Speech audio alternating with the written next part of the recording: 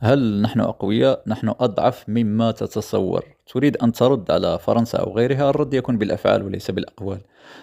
اقتصادنا ضعيف، نحن ضعفاء إداريا، فكريا، مجتمعيا، كتكتل مجتمعي.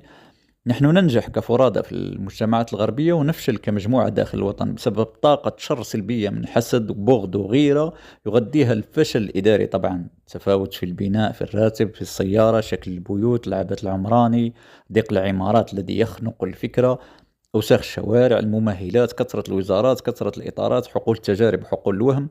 تريد الرد على الغرب؟ الرد يكون بالعمل فقط.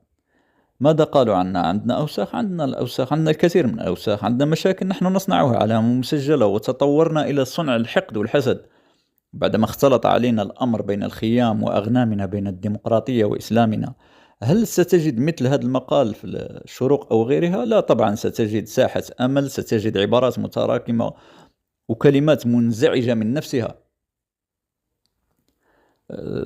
الخطاب الديني ضعيف، المسؤول ضعيف، الفكرة ضعيفة، المعرفة تتخبط، الشرطي يحتاج إلى بدلة جديدة، التعليم يحتاج إلى بعث جديد، عدد الذكور مثل عدد النساء، عدد المعلمين مثل عدد المعلمات، التربية الإسلامية حصص مصورة للسامرائي، اللغة الفرنسية شعبة في الثانوية أو اختصاص في الجامعة، أو على الأقل يتعلم فقط الكلمات والجمل للتواصل.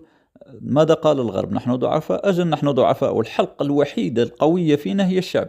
في الاستعمار ثار الشعب، في سنين الجمر الأولى الشعب قد تفطن يعني يعاد لمساندة الجيش لكنا في خبركان. كل حروبنا فزنا فيها بفضل الشعب.